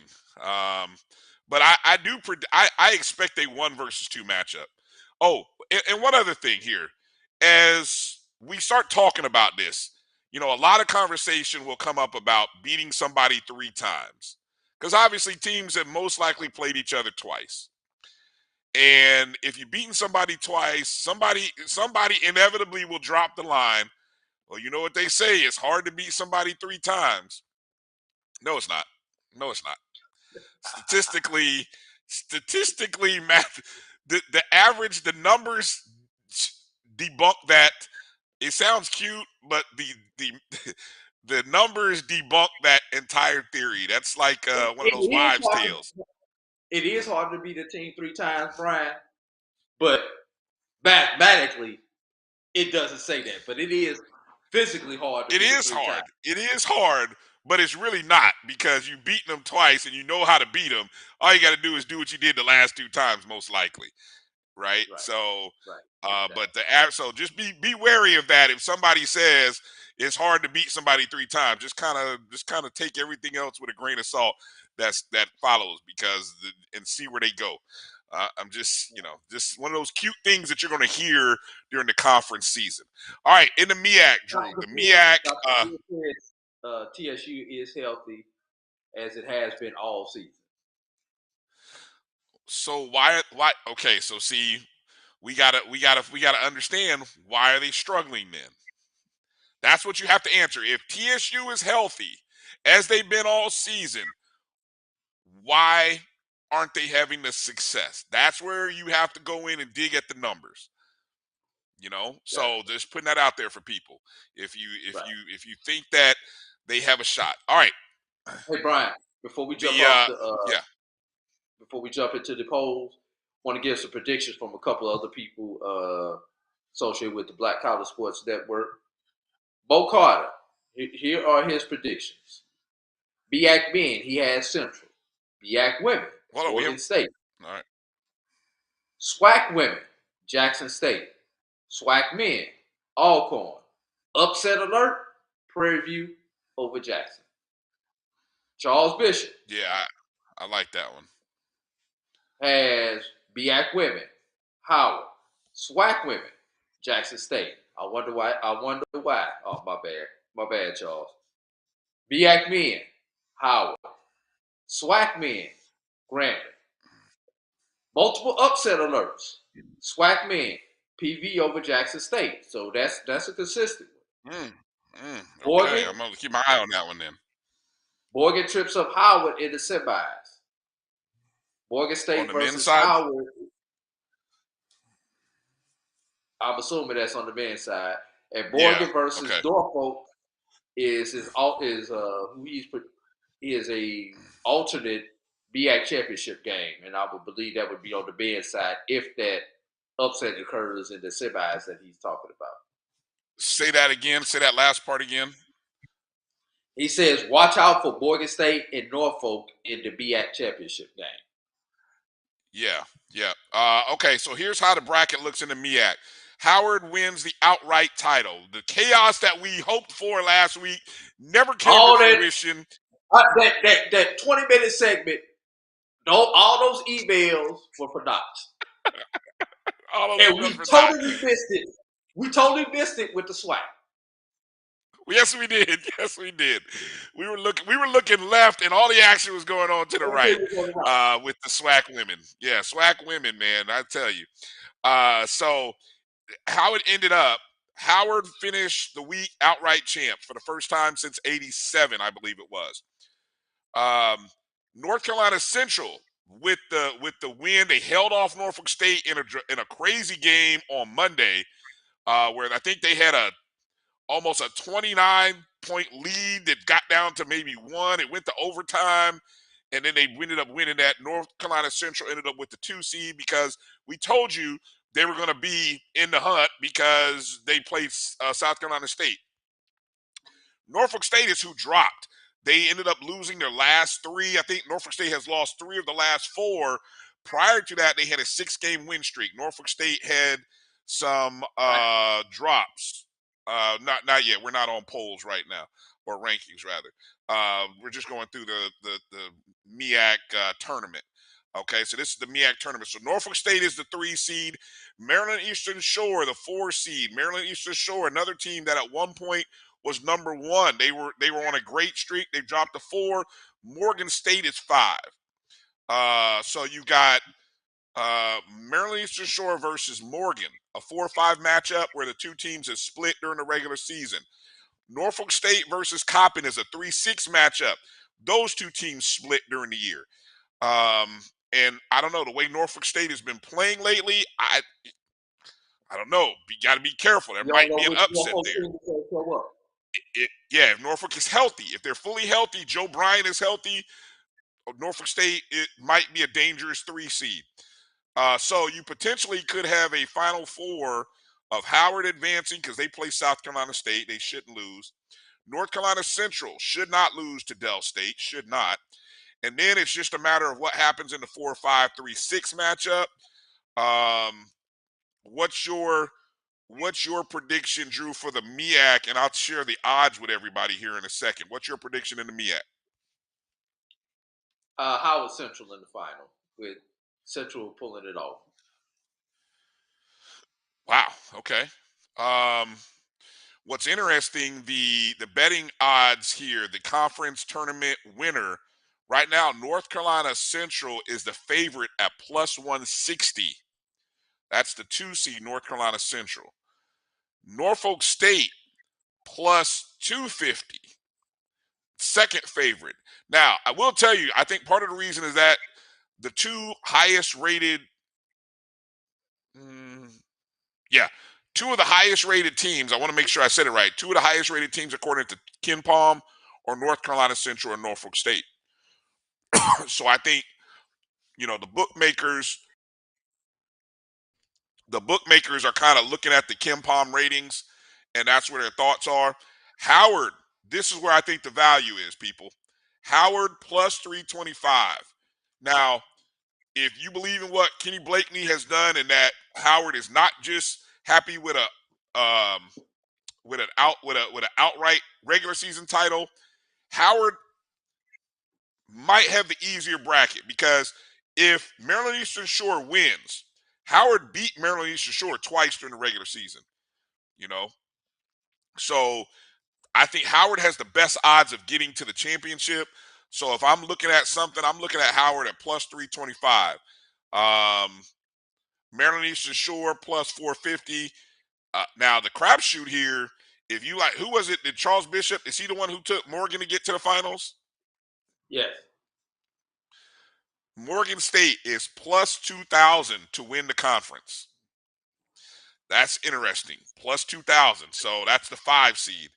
Over on the women's side, quickly, they finished up with Norfolk State winning the top seed at 11-3. But they lost Morgan State. Yes, they lost the last game. which then Morgan State and Howard Howard both finished at 10-4. Morgan State's the 2, Howard's the 3. Potentially could see each other in the semis. North Carolina Central is the 4, Coppin is the 5. I don't know how you look at this, Drew, because Norfolk State has lost to Morgan, Central, and Howard, right? Howard has lost to Norfolk State, Morgan, Central, and Coppin, right? And then Morgan State, which had won 9 games in a row, then they lost 4 in a row to Norfolk State, Howard, Maryland Eastern Shore, and then even to Delaware State. And that was within the past 2 weeks, 3 weeks. So I know Norfolk State will be favored. I got Morgan on the win side. You got Morgan on the win. See, I'm not gonna go away from Norfolk State. I'm not gonna go away from the Spartans. I think there's something that when you lose 4 straight, the way Morgan did, there's something there. And they lost those 4 games late in the season. They only after they won 1 game out of that 4-game losing streak, and that's why they sit at 10-4. So there might be something there, but I don't like my teams losing 4 of the last 5 going into the tournament like that. Just something to think about as we go into. Let's show the top 5 rankings now and close out the show with our top 5. And again, the MEAC as well, their tournament, the schedule starts, they're playing the Norfolk Scope Arena in Norfolk, Virginia, beginning on Wednesday. All right. So as our producer puts up the top 5, let's start over in the women's side. Number 5 is Howard. They move into the top 5 out of In the Hunt. North Carolina A&T is still alive in the CAA with a 2-point win in the opening round. So I think they advanced to the quarterfinals of the CAA. So they are still alive. They're the 4 seed. Morgan State, the number 3 ranked team in our poll, is the number 2 seed in the MEAC tournament. The number 1 seed, Norfolk State, is our former number 1 team. And they're now sitting at Norfolk State at the 2 spot. And, we had a lot of people like, how is Jackson State not number 1? And, well, here we go. Finally, Jackson State is number 1 in our poll. It's just a matter of time, Drew, because they haven't lost. They haven't lost in 13 games. They won 13 in a row to close out the SWAC, won their 4th outright title. And pretty much it's Jackson State or who? I don't know. Who do you think can beat Jackson State? Could it be a potentially Prairie View in the semifinals? But that means Prairie View would have to beat Southern. I think that's that matchup, the 4-5 on the women's side. All those 12 and 6 teams in the SWAC are in the Hunt teams. Yeah. So they are what they are. But Jackson State's rise, they rose from 4 in our initial poll and slowly climbed up from 4 to 3, from 3 to 2, and now they finally got back to where most people were expecting them to be at in the number 1 spot to end the season. That goes to show, Brian, that the computer knows what it's talking about. It let Jackson State work its way back up top based on the matriculation through the season. And let me make a quick correction. A&T Roy, appreciate you jumping in there, letting me know that the CAA tournament actually begins on Wednesday. So that A&T women's game that I saw that they won by 2 was actually a final regular season game. So A&T Roy, maybe you can let us know where is I can look it up, but you could probably hit us up faster. Where is A&T seated in the Colonial? All right, let's go to Division 2 women. I looked at they were either the 3 or the 4 seed. I don't remember which one it was. I did see that today. Okay. Well, let's see. Division 2, the women's side. We got we're getting close to almost being able to close this bracket off. Wow. Miles is the SIAC runner-ups, finishing 5th in the poll. Fayetteville State finishes number 4 their season. Elizabeth City State, the CIAA champs, are still playing. Auntie Roy, by the way, says that the Aggies are 5th in the tournament. 5th in the tournament. So Elizabeth City State, waiting to see where they will go. West Virginia State, Drew let us know this morning or earlier in the show, they lost in the opening round of their tournament. So even though they are ranked 5th in the Atlantic and they should get a bid, we got to wait to see now, where them's come in.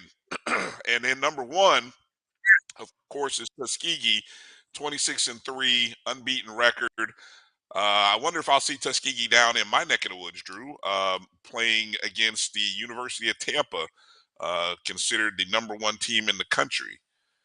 That'll be a good matchup. I've watched that Tampa team enough. I think Tuskegee can give them a run if they ran into them. That'll be interesting.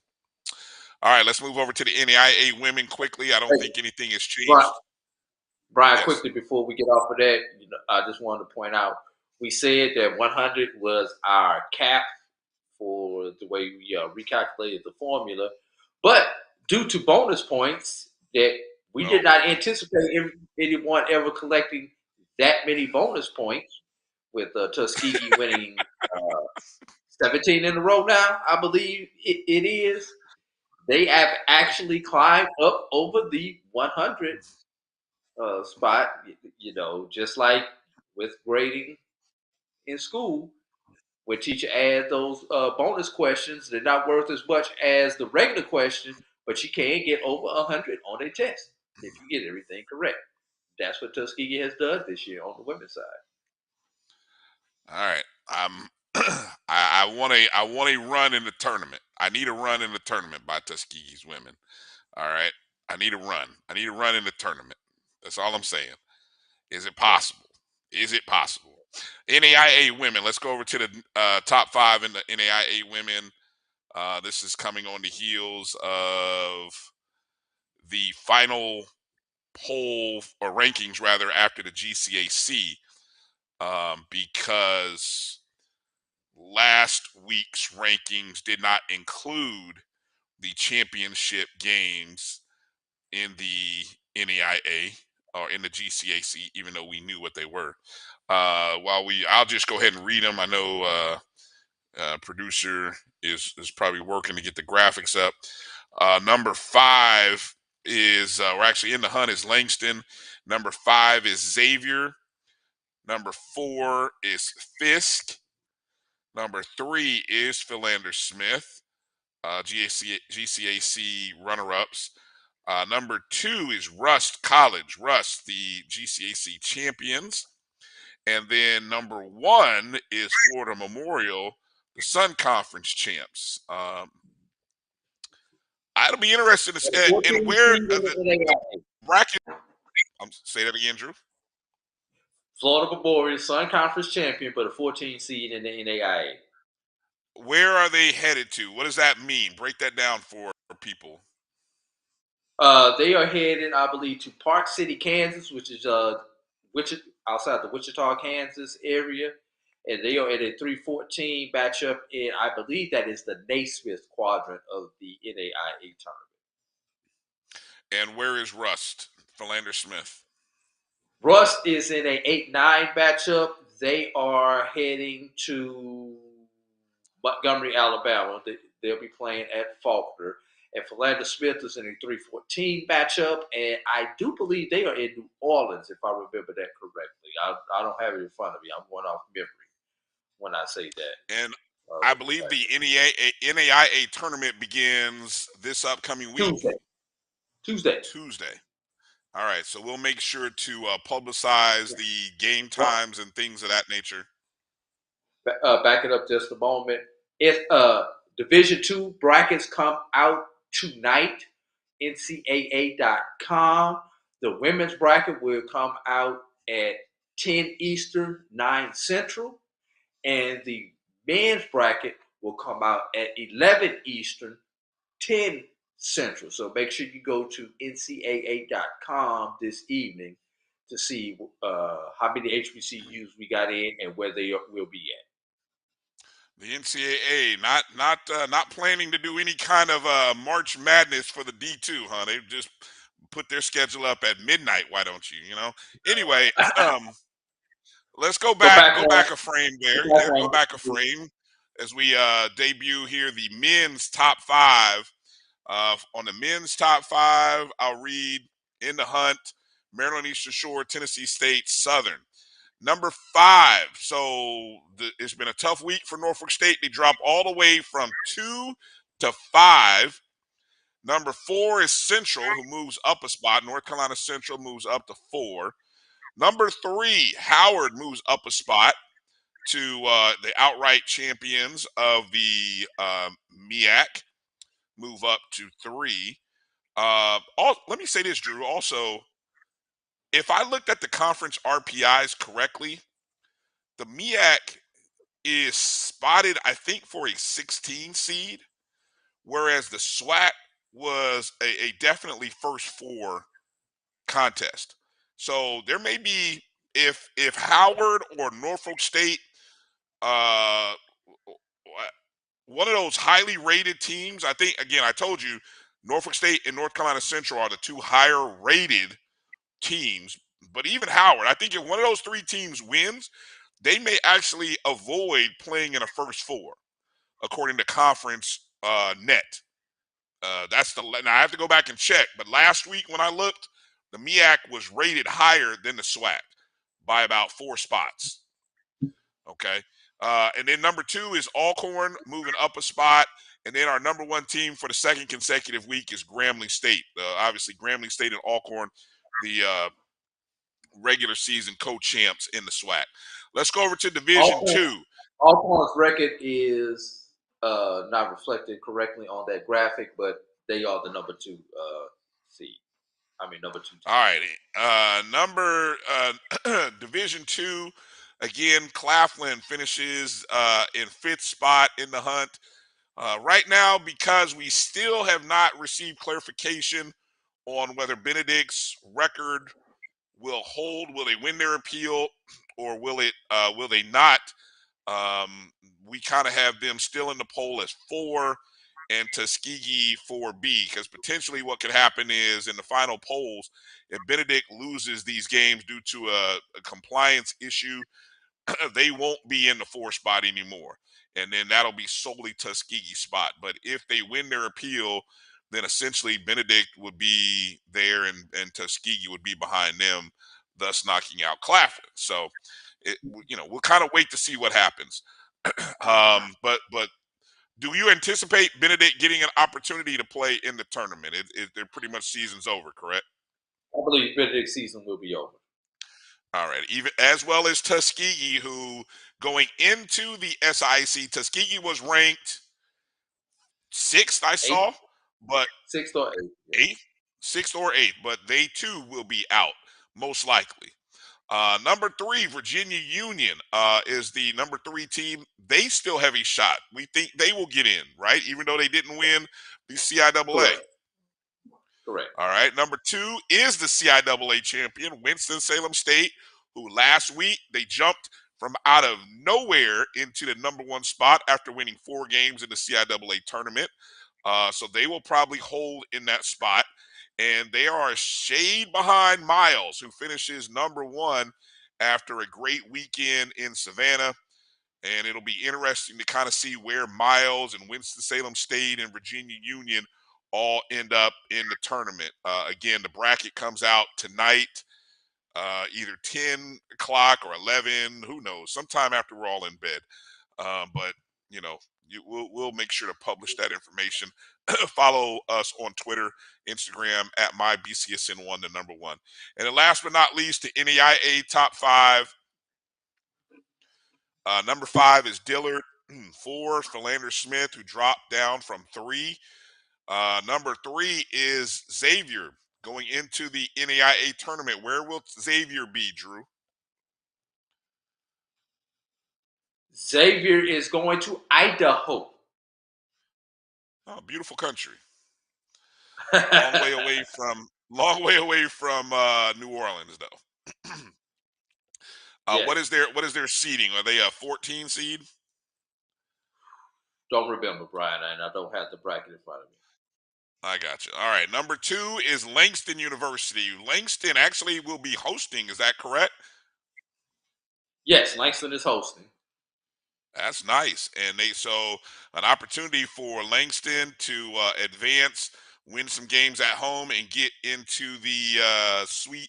What do they call it? The Sweet 16 or the 16 around the 16.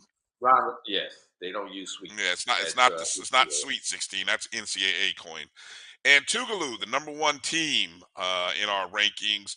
Where will Tougaloo be? Don't remember, Brian. Don't remember. I should have had this ready for us, but That's all right.